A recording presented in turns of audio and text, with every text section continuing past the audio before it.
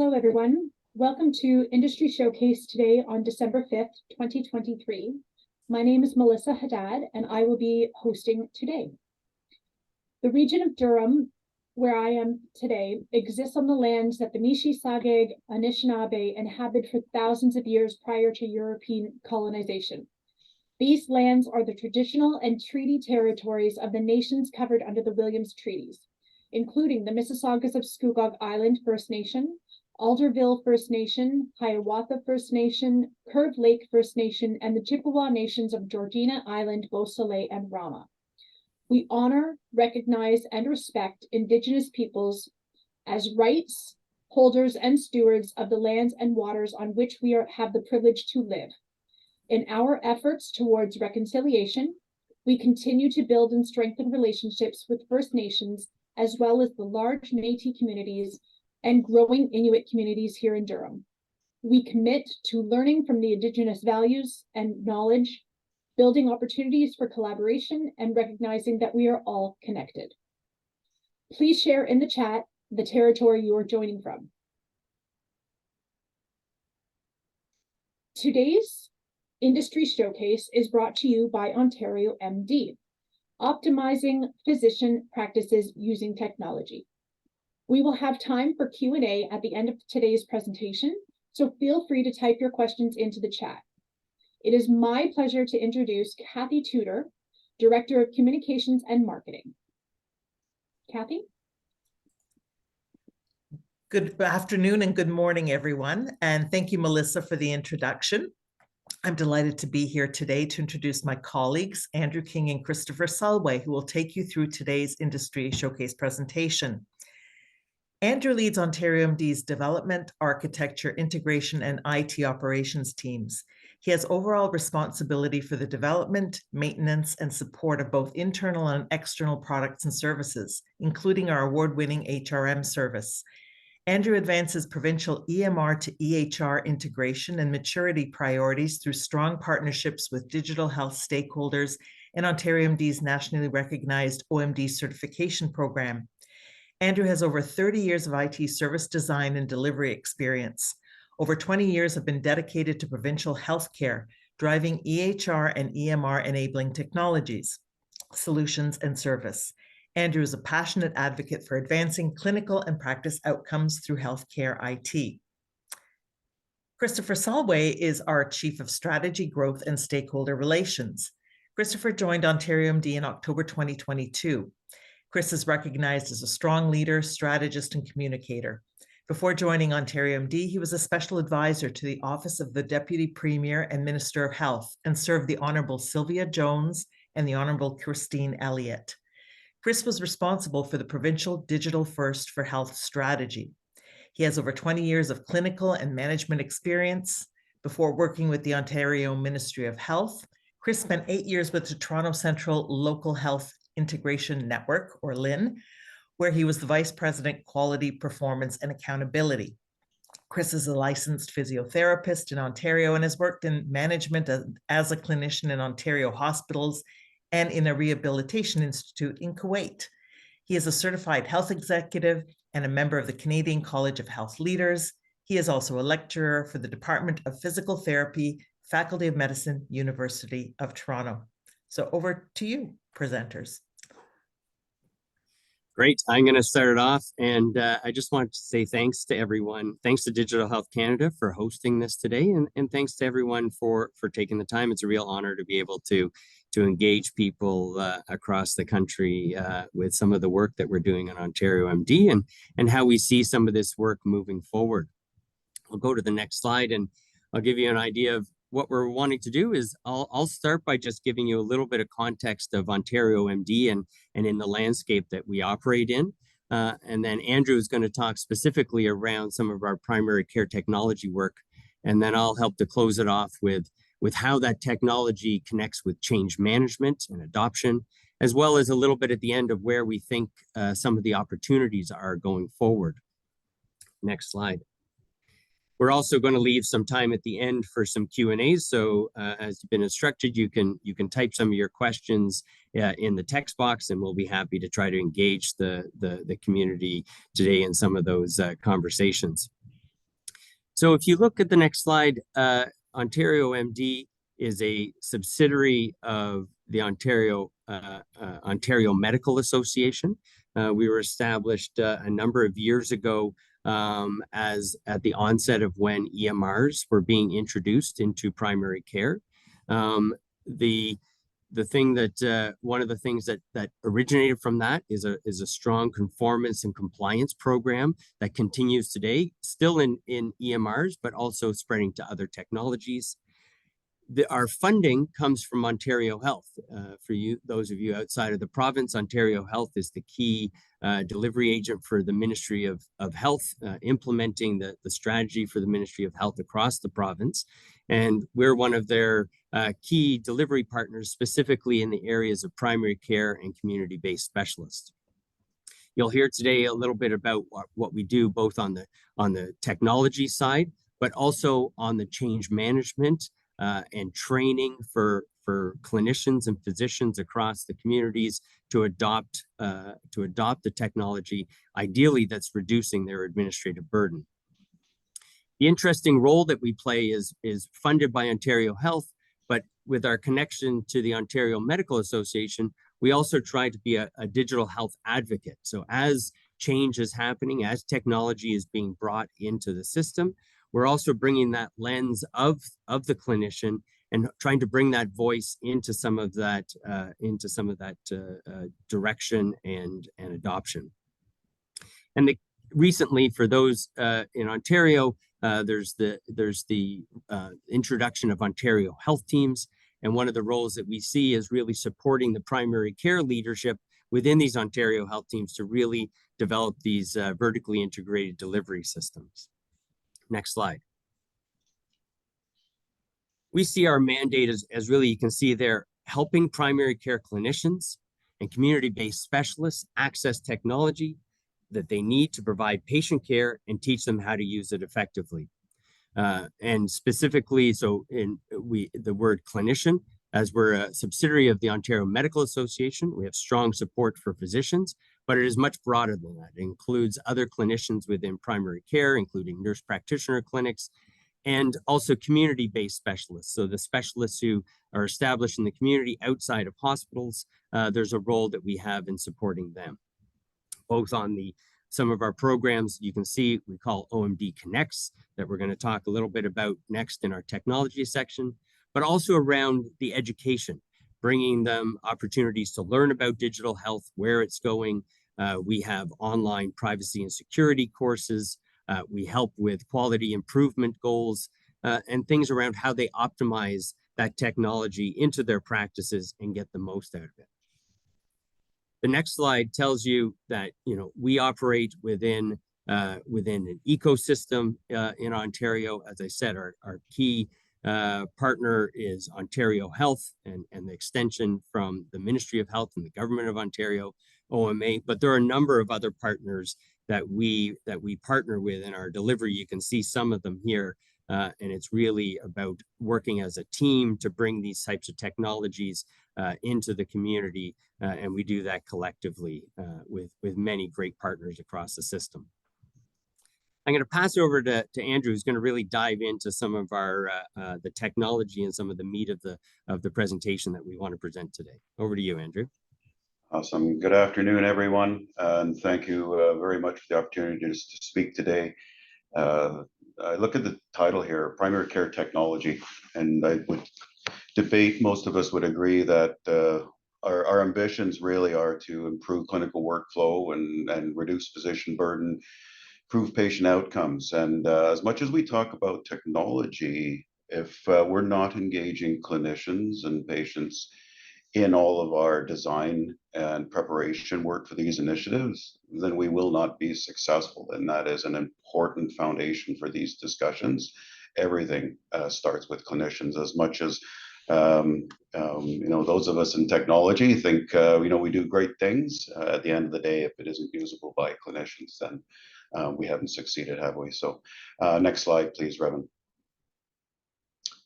Awesome. And so if we start the journey here, maybe you're going to even roll back the clock 15 years. Our ambitions really were can we get off paper, and can we actually start using technology in physician offices? Most notably in the community referred to as EMRs, we began a certification program, which we'll talk a little bit about in a few slides to come. However, in all of that time, we've progressed quite significantly, and to the point in Ontario, we have 10 vendors that have been certified by OntarioMD, and over 22,000 clinicians that are actually using EMRs that have been certified by OMD, and that is a significant representation in the clinical community.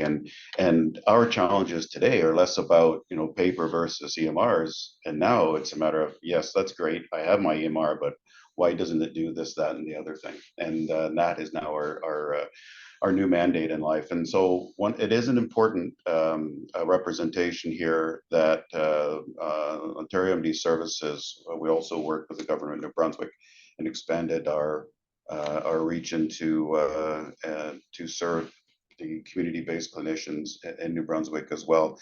2 vendors offering solutions out there, over 600 clinicians represented in that. And so with this, it's important as we continue the conversations here that these landscapes are largely saturated. And that's not to say that there aren't still some residuals on paper, but at the same time, the conversation, if we're about to say, how do we move from EMR X to EMR Y, or if there's to be other options, the conversation is about change. Right? This is not a greenfield environment. So, clinicians these days do use their EMRs as the single point of service. That is the epicenter. That is where clinicians want to see their workflows sort of be rooted. All right, so let's move on, please. Thanks, Revan. So these are some of the challenges that we've been faced with in the health system that we're going to spend a little bit of time on today. Honestly, we could spend a whole day on each one of these topics, couldn't we? So that I've got probably about 20 minutes left here is certainly a challenge, but we'll see how we do in the conversation today. I do hope to at least work through the majority of these. So I'll speak about them individually here in a moment. Next slide, Revan, please.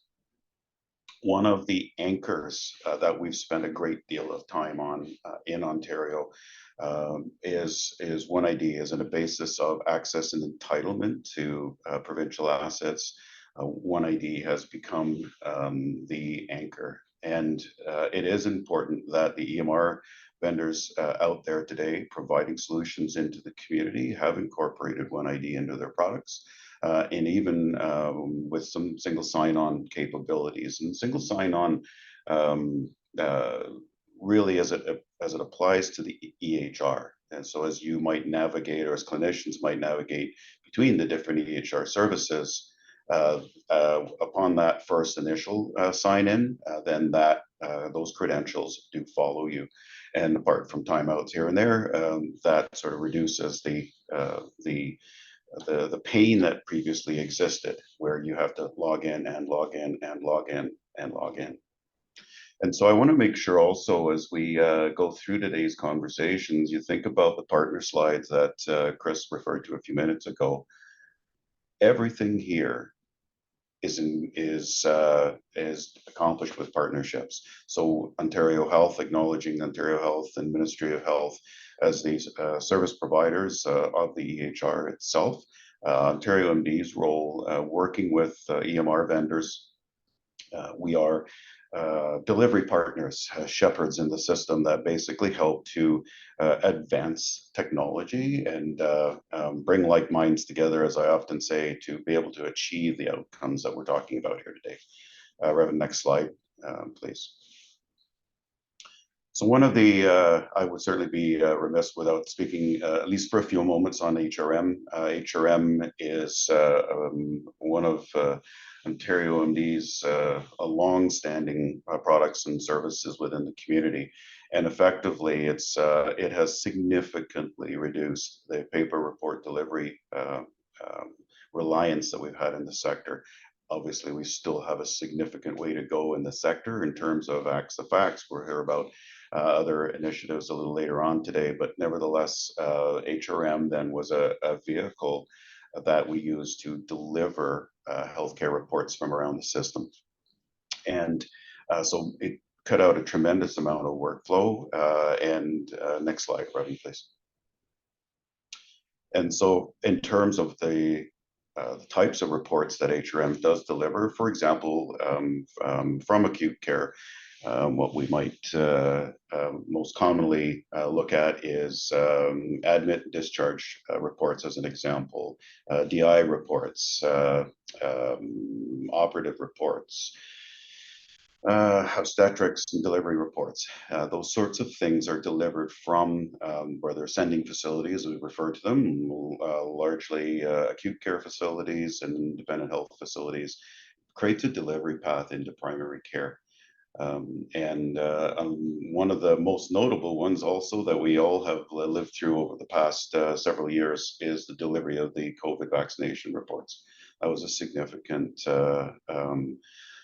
sort of expectation that we leaned on HRM to deliver. Next slide, please, Revan. And I just want to acknowledge that this service, HRM, has now been around for such a long time that the numbers that are on this slide are incredibly impressive. Over 200 million reports sent through this system. We're averaging 3 to 4 million reports per month. That's a phenomenal amount of reports sent digitally through the receiving physicians. And if anything, at this particular point, the efficiency of the system has become so large that we're actually now embarking on activities to how do we create a little bit better choice at 3.7 million reports a month landing in clinician offices today. Being able to, depending on physician practice or preference, pardon me, how do we better sort of channel and ensure that the clinicians are getting the reports that they're needing? So 600 sending facilities, 14,000 clinicians benefiting from the use of HRM today. Okay, moving on, OLIS. This one shouldn't be too much as a surprise for everybody at this point. EMRs have been integrating with OLIS for a lot of years at this particular point. And in fact, I'm going to flip over onto the next slide. One of the areas where we're looking to advance and mature the use of OLIS in the sector, as we can appreciate, OLIS has very much been, our Ontario Lab information system has been very much about viewing reports that have come in from the variety of lab information systems around the province. Where we're starting to head, this is in a more forward-looking position at the moment, is the ordering. And so the slide, as you can tell, branded here with Ontario Health with their support and permission today, is acknowledging that one of the next areas that we are investing in a lot of time in is how do we replace those brown forms in terms of lab ordering. Being able to actually now submit electronically the lab requests and into the OLIS systems, where they're actually then picked up by lab information systems. Of course, the results are then contributed back into OLIS, etc. This one I want to make an important recognition as well, that as I was alluding to earlier, there's a lot of people that are involved, a lot of different partner organizations, and Ontario Health, certainly in terms of OLIS and service provider, we're also working extraordinarily closely with the e-services program and the Health Center of Excellence, who actually have the mandate for managing the ordering solution. And so in our case, from OntarioMD's perspective, working certainly with Ontario Health and OLIS with the CE in driving the ordering ambition forward. We certainly work with the vendor community in trying to bring all of this together into something that's been long asked for in the clinical community. So at least in terms of the next steps on this initiative over the next several months, we'll be looking at starting to work into clinical communities in a very limited production environment where we're investigating, testing what that looks like. What does that mean? How does that appear to clinicians themselves in their everyday workflow? Okay, so that's on to the next one, DHDR. DHDR, in fact, as I say those words, that acronym out loud, didn't get called out on this particular slide here, but the Digital Health Drug Repository, DHDR, is what that refers to. And in Ontario, you see a lot of these slides, by the way. I do have some URLs on the bottom, and these sessions today are being recorded. So certainly the opportunity to go back and hover a little longer over some of these topics as represented on most of the slides here today. But DHDR acknowledges the provincial repositories, certainly ODB, Ontario Drug Benefits, and as well as the narcotics monitoring system as well, and so opioid use, et cetera, and so on. These services are now available to primary care docs and secondary care docs in the province, where in the clinical workflows that they have there. At the same time, throughout the pandemic, those integrations also enabled them access to actually see the COVID-19 vaccination data. So these are in the ongoing maturity of access to drugs in Ontario is something that we still have a long way to go yet, but nevertheless significant strides in moving access to the provincial drug repositories over the last year. All right, next slide. I can write in there, please. E-consult and e-referral, and again, I can't start here without actually acknowledging the services program and the Health Center of Excellence, the E-consult Center of Excellence. Both of these, e-consult and e-referral, are both programs are managed by the E-consult Center of Excellence and the Health Center of Excellence. And again, partnerships. Nothing in this province also moves forward without partnerships. To try and go it alone is a recipe for disaster. And as we think about, we talked about clinicians, we talked about other, key delivery partners, acknowledging everybody's strengths in this sector is extraordinarily important. We've all been at this a long time. And being able to leverage collectively our collective strength in delivering these projects is absolutely critical. So in our role here with e-consult and e-referral, really from an EMR integration perspective, certainly on e-consult, we've worked with the vendors to bring that capability. I think not from an integration perspective, but collectively, we're looking at 8,000 to 10,000 e-consults a month now going through the province. And from an e-referral perspective, this one is very much so square in the line of sight with Health Center of Excellence. They drive this particular initiative forward, working with the vendors themselves, and with great success at the provincial level, and to the order of several thousands of referrals that are sent pretty much every week. Okay, let's move on. E-forms, electronic forms. Wow, this one gets an awful lot of conversation.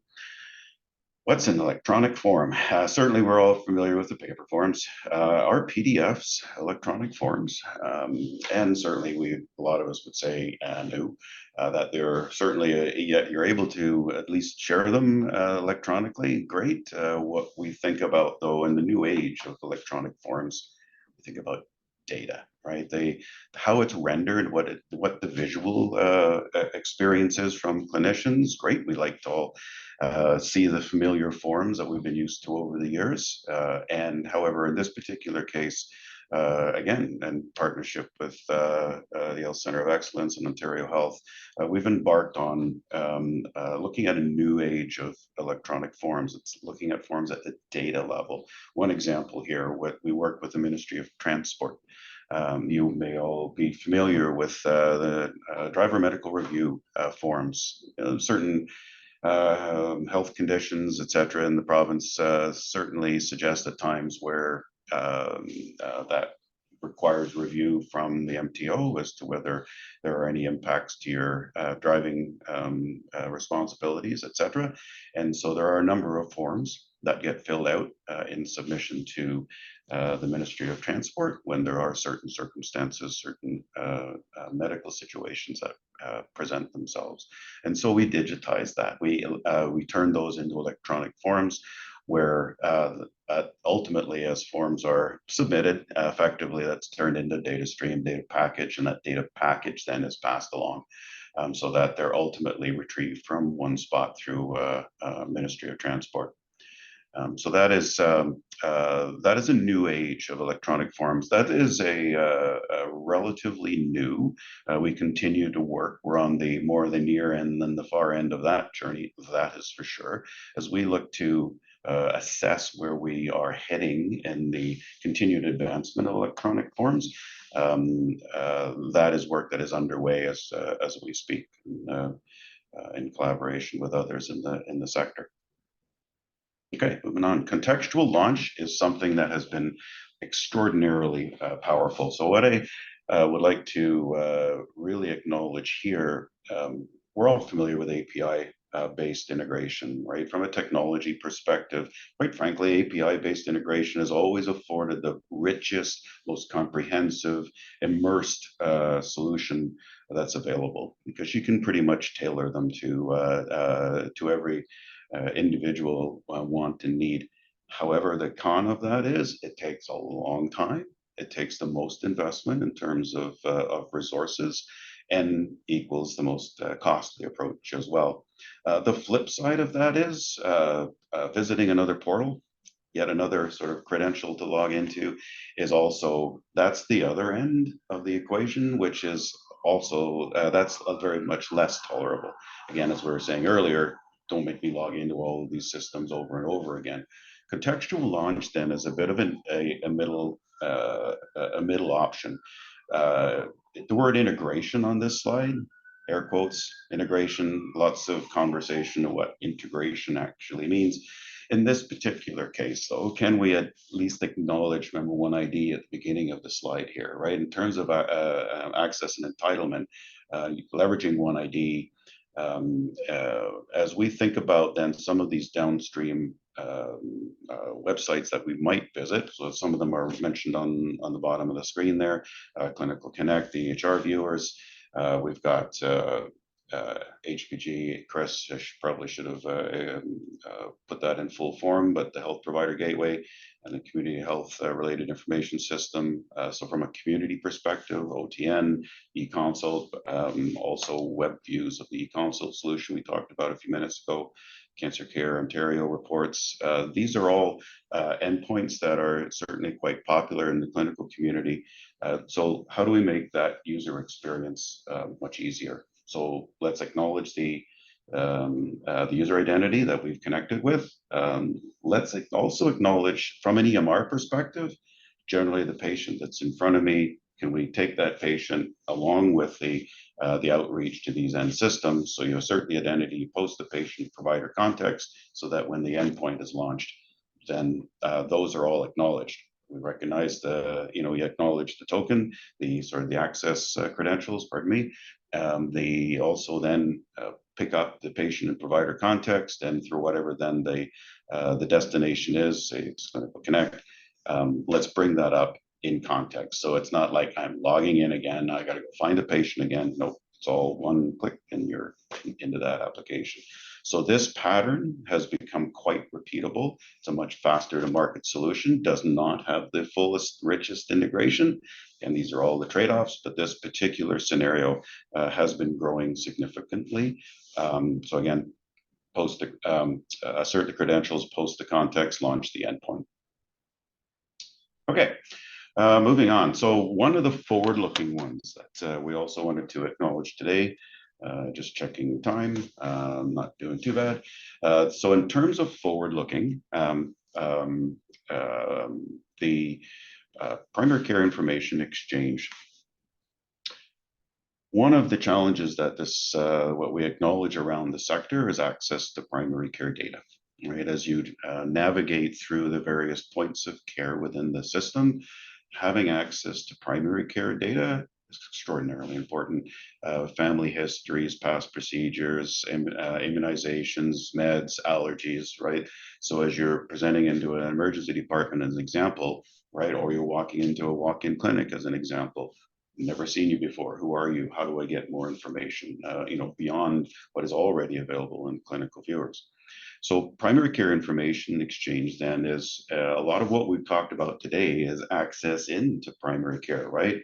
Getting the access to the data that you need in the provision of care. This is turning it around and now saying, well, how can the other care providers around the system make more informed decisions in access by accessing the data that's available in primary care? So one of the first initiatives then under this PCIe banner, next slide, Reverend, please, is patient summary. It's spoken about, you'll hear it in many of the IT digital health circles. Patient summary then is really leveraging an international standard for patient summary, which will see then the first movement of information, the first large scale, provincial scale a movement of patient summary data into the EHR. Lots more information on this. This is a massive initiative and objective. There's some references on the bottom of this screen here. And it's also important to acknowledge that this is not only an Ontario objective. It's also broadly, it exists in many of the other jurisdictions across the country. Canada Health Infoway also is very keenly advancing the provision of patient summaries at a national scale. And so we're kind of getting to a point of maturity in the sector, in digital health sector, and in the community where, well, if we're doing patient summary and we're doing patient summary here and there and in multiple places, can we all start to agree that isn't that the same patient summary, more or less, at least? And can't we learn some efficiencies in that as we look to broader national expansion? So these are again, we're at the genesis of these conversations right now. Projects in the early half of calendar year 2024, next year. Is where we're looking at to begin, and again, in limited production environments, getting access to primary care data. So that's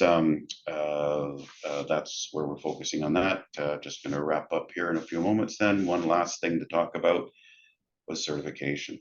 And certification, we hear about it a lot. Certification, as we talked about at the beginning, it was initially used to help set a minimum set of expectations for EMRs in the province. You'll notice the slide there, isn't that upside down, 3, 2, 1? Well, the certification program does advance interoperability, drugs, labs, meds, et cetera, and so on. Great. At the same time, what are all of the interface requirements that are associated? Patient summary, digital, DHDR, OLS, et cetera. Great. Digital health. What about regulation policy? That's another huge one with all of these initiatives.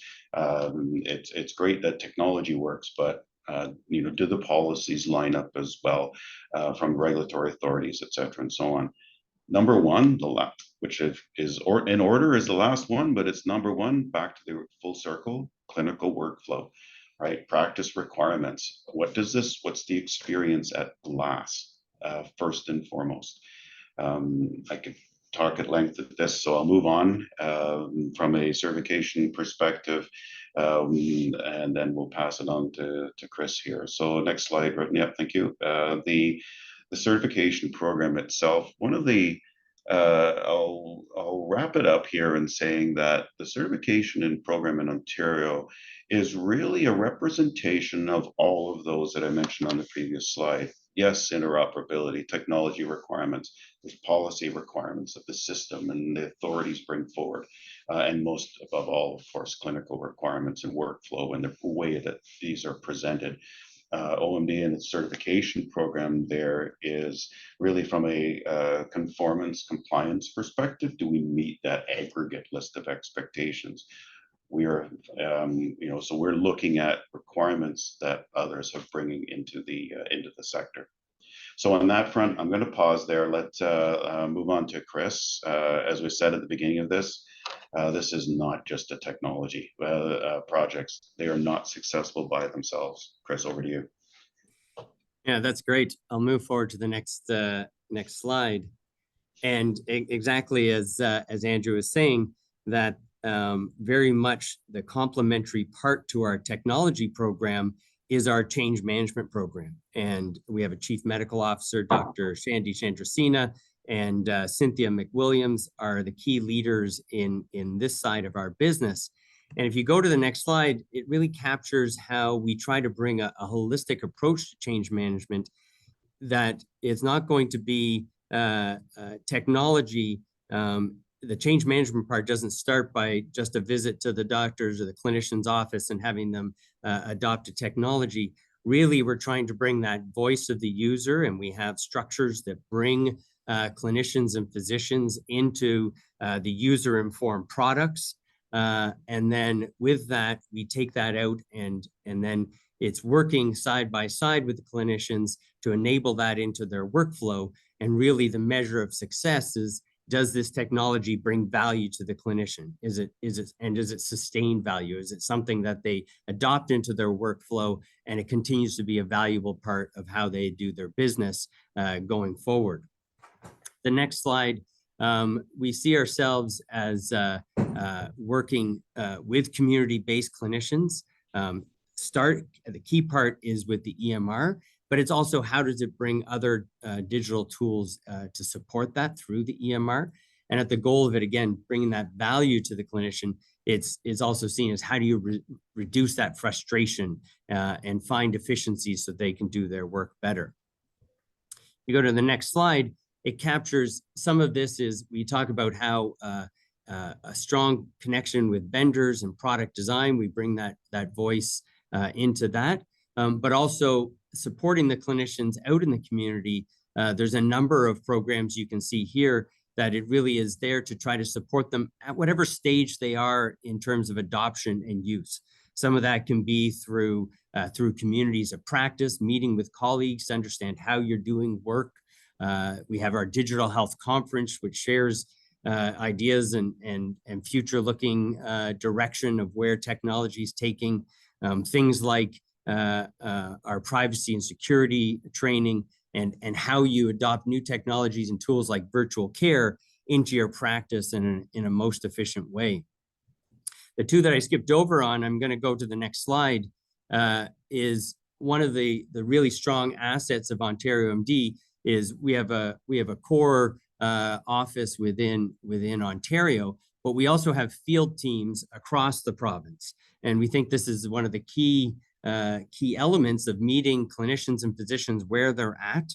And we have a group of practice advisors who are able to go out and engage locally with clinicians and physicians to really hear what their struggles are, and to try to bring in best practices and to hear and bring custom solutions in line with what they need.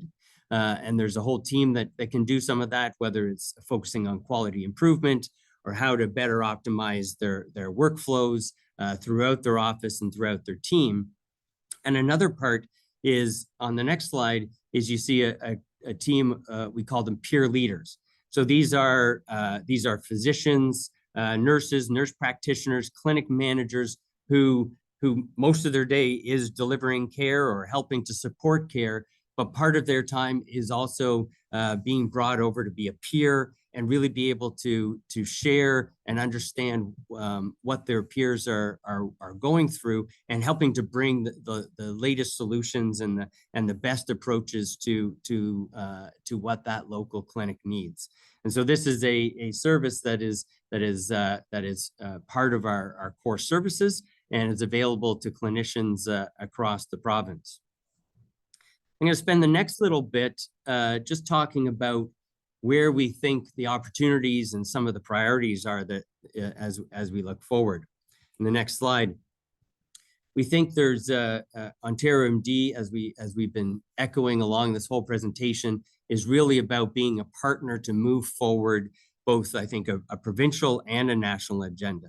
Andrew started mentioning it, but we are very excited to see the leadership of Ontario Health and the Ministry of Health around the patient summary and the primary care information exchange. We all know that each day the majority of healthcare services happen in primary care, and yet in Ontario we have not capitalized on capturing that data for a variety of uses, whether that's to reflect back to the patient so they can do better self-management of their care, whether that's to share with other clinicians so you can deliver better integrated care, or whether you can bring that information into better system planning and quality, or into research.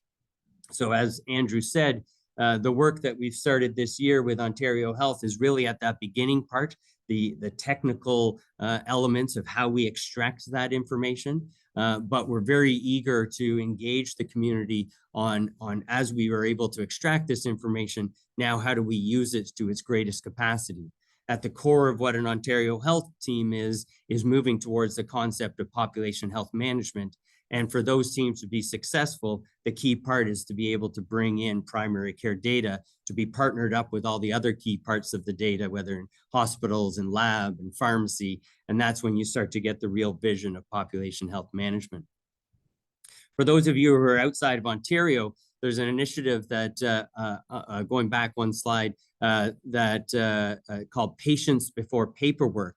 And the goal that Ontario Health describes for this initiative is really bringing safer, timely, and more equitable care to Ontarians. And as you know, our system still, despite our digital maturity, it still has a strong dependence on faxes. And this is, I'm excited to see, I think there's been lots of work that has led up to this. And this is a real concentrated effort by the Ministry of Health and Ontario Health to do that last push to really reduce our dependency on faxes. But you can see that with the title that they've chosen to focus on is Patients Before Paperwork. As they do this, it's around making sure that we're bringing in digital tools that really serve and help clinicians in delivering care, and it reduces their burden and definitely doesn't increase the burden of administration in their practices. So OntarioMD is one of the many partners that are delivery agents that are going to work with Ontario Health to really extend this initiative over the next couple of years into primary care settings across the province. Many of you are aware of the increasing urgency to address cybersecurity. Even just recently, number of issues of cybersecurity coming in and disrupting care in hospitals and in other settings. And in Ontario, given that primary care is delivered by thousands of small to medium-sized businesses, there's a real need to extend the cybersecurity capacity into these primary care clinics. And that needs to be done in a systematic, thoughtful way, and really builds up that cybersecurity resilience and protects that data across there. And as the first focus has been on acute settings and trying to raise their standard, very much the next kind of step, especially as we develop these vertically integrated systems that are in line with an Ontario Health team, you're going to quickly recognize that you also need to raise the bar across the system if you're going to be connecting yourselves digitally. And so there's a path forward to bring that into the community. And one of the things a bit more on the national agenda, excited to see Canada Health Infoway bring forward such a strong strategy around an interoperability strategy, as well as their commitment to the patient summary across the country, and CIHI having that role in setting those data standards. As Andrew said, the work that we do in Ontario, we think there might be opportunities to bring some of that and share with other jurisdictions, as well as learn from other jurisdictions, because as we recognize, care systems are at a provincial level, but many of the vendors work across jurisdictions. So how do we bridge that to make sure that we're creating that digital ecosystem that works provincially, but also recognizes that we have to create a digital ecosystem at a national level and support these vendors in what they do to achieve their greatest potential at a national level. The last part I'm going to close on is, go to the next slide, is the topic, you know, everyone is talking about, is artificial intelligence. And of course, everyone sees the articles that talk about the future and the potential of artificial intelligence. But I think OntarioMD is really looking at is obviously we're equally excited about this potential. We think from where it is right now, there's huge potential to really strengthen primary care and its delivery of care. But we really think that as we do this, we've learned from other technology adoption that we have to make sure that as this comes in, it really serves the needs of clinicians, recognizing the burden that and the decision making that clinicians make. We have to, as we bring in this new technology, making sure that that the voice of the clinician is there in the design and the adoption. You can see this if people are at eHealth conference, recent one, Kaveh Safavi from Accenture really speaks to this, that as we're bringing in this new technology, making sure that that we're not intensifying the load on clinicians and we're really bringing it in as a complement. My last slide, you know, really talks about, and this is brought forward by one of our colleagues, Dr. Abbas Zavar, who's started to put down, capture what the future of a fully AI integrated primary care system is. We very much think, you know, sometimes these new technologies, they see a landing. It's perhaps easier to land into institutional care like academic health science centers and hospitals, because they have some of that capacity to test out some of this this latest technology.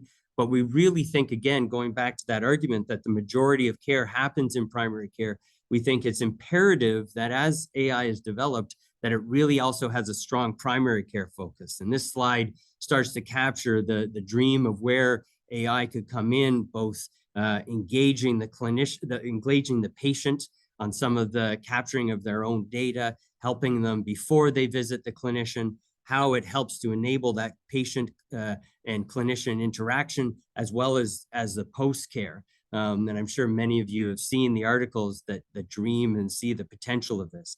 And I think that what we see in that emerging priorities is really making sure, again, the voice of the clinician and we bring the patient voice into this so that we're really getting that optimal solution as we bring AI into our healthcare system, and specifically in primary care. I think that closes our presentation and leaves us with a bit of time to open it up to any kind of questions. And I'm going to pass it to Kathy, who's probably been looking at some of your questions, and we'll try to channel them back to us. Okay, thank you, Andrew and Chris. So we'll take some questions now from the audience. And if you can think of any more while we're going through these initial few, please type them in the chat or in the Q&A, and we're going to address these all in order. We're also going to put OntarioMD's contact information or email in the chat. So if you have questions later, you can get in touch with us. So I'll take the first question that in the order that it was received from PG. The most significant advantages of digital health emerge from accessing an integrated health database, which requires multidisciplinary collaboration. However, the current absence of such a database presents a challenge. Could you suggest potential solutions to address this deficiency? Yeah, why don't you go to Andrew? Sure. Well, that's an easy question, isn't it? So this is the one particular database. Let's say that over the years, it's been aggregating in the various information domains, shall I say, drug domain, lab domain, DI, et cetera. And so this has been aggregating. The EHR viewers provide a window into that. One of the other areas that technology is taking, not unlike how we manage ourselves, with our phones. Well, you can't see that, but with our phones, is subscribing to the information that's most relevant and important. So as information continues to flow, you think about HRM, right? And the number of reports that flow through that's an awful lot of information, almost information overload. And so being able to subscribe to what it is and that you're needing to see or wanting to see is where we're heading. And the various initiatives that we're talking about, just like PCIe, that is contributing to the database. It's multiple databases, but it's the database that is the EHR. That's the short answer. And maybe I'll just add that the equally exciting, obviously there's some support for clinicians to give best care, but I think also there's an amazing opportunity to reflect that data back to patients. And I think it's been shown that the best way to support patients doing self-management of, say, a chronic disease is giving them access to lab data, pharmacy data, and primary care data. And with that, you're really promoting families and patients to better manage their own care. And I think that really is driving some of the work that's happening at Ontario Health and within the ministry to really open up the opportunity for patient portals and having patients access this in an integrated, coordinated way to be able to access information in these areas. And then layer on AI. All right, we'll take our next question from Sarah. How do clinicians manage the information in a way that makes it easier to consume and apply the information to the betterment of patient care? That is an excellent question.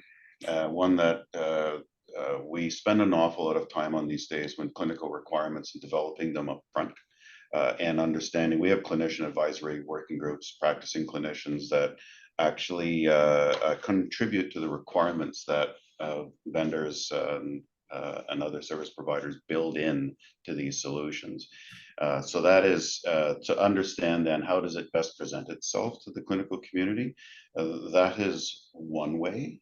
Meanwhile, how do you make use of all of the information that's been collected over the years?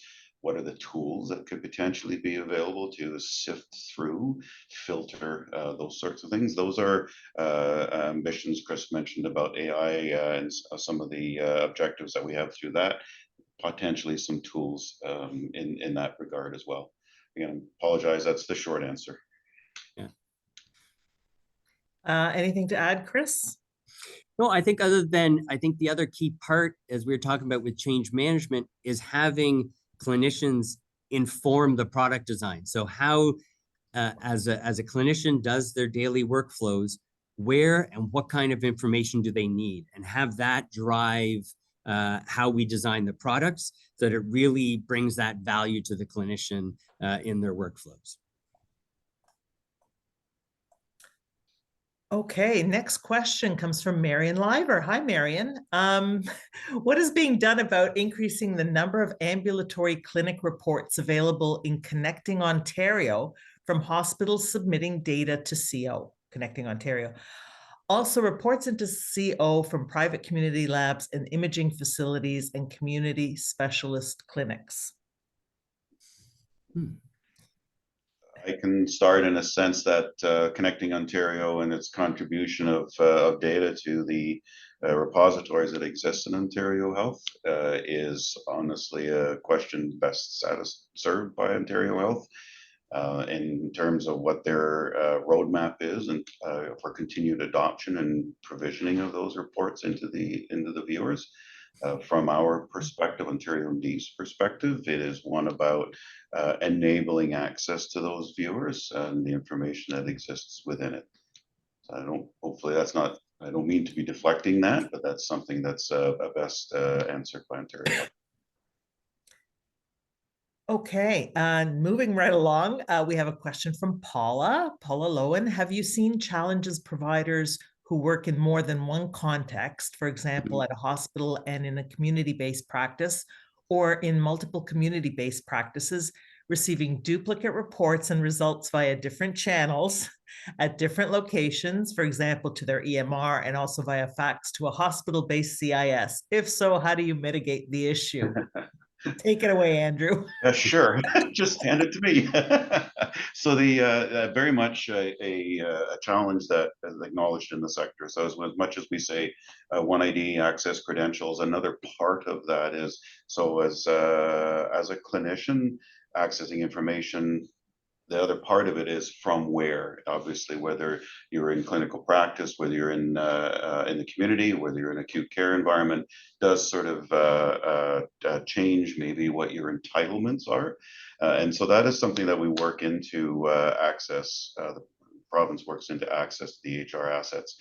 When you are operating in multiple locations, certainly some of the newer applications themselves do look for your context. Where are you accessing the information from? Which gauges access? Where there are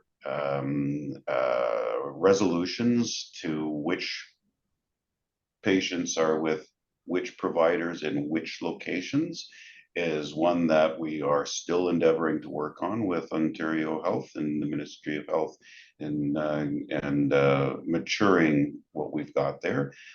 That isn't something that is widely available yet, but that's something that is on our radar. Okay, in our last few minutes, I don't think we'll get through all the questions, but I'll go to the next one. From Julie Bryson, what is OntarioMD advocating for in terms of funding for cybersecurity? It is all well and good to say we need to have standards in primary care, but who is funding it? I think that's an excellent question, and that is part of that. I think the preliminary work that we're partnering with Ontario Health right now. Obviously, investments in hospitals, that's a different funding structure than how primary care is funded. And I think we're open to exploring how that best is done. Recognize that primary care is a small to medium-sized business, and they fund their operations. And cybersecurity is something that brings both value to them as clinicians and in the operating of their business, but it also brings value to the system overall and the safety of patient data at a system level. So I think it's one of the conversations that we're gonna have and figure out how do we, as you said, though it's not easy, there's a path forward to say this is how cybersecurity should be brought into the community. But right beside that needs to be how do we sustain that going forward? And I think those are the conversations that are going to be happening in the near future. I don't think we have a position which way it's going to go, but we want to bring that onto the table because I know that the Ministry of Health and Ontario Health are interested in how do we raise that bar. And so I see them as being open to collaborating and to figure out what is that path forward. I just remembered I have to give our kind hosts a couple of minutes to wrap up. So we're going to have to wrap up our questions now. If we see your names, we can take your questions and we'll get your emails if you've consented from Digital Health Canada, and we'll try and answer them. If you're anonymous, please use info@ontariomd.com and send us your questions so that we can answer you if you really want an answer. Thank you.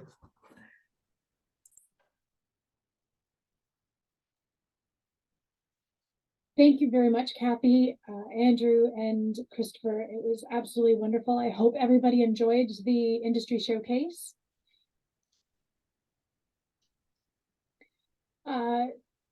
Again, I appreciate it was such an informative presentation. I definitely learned a bunch of new things that I had no idea about. So thank you so much. And thank you for OntarioMD for hosting this session. Thank you for having us. Thanks, everyone. All attendees will receive a short questionnaire immediately following this session. The QR code on the screen is, if you'd like to scan it now. We do encourage you to take the 2 minutes to complete and provide your feedback. It does help us shape the programming that we offer. Digital Health Canada has launched our community platform. I encourage all members to log in and join or start a discussion. All industry showcase recordings are now located in the community platform. If you're not a member and are interested in learning more, please reach out to me.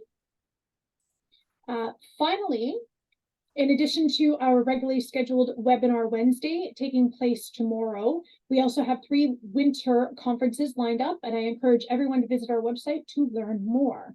Again, I thank you very much for joining, and I hope everybody has a great day.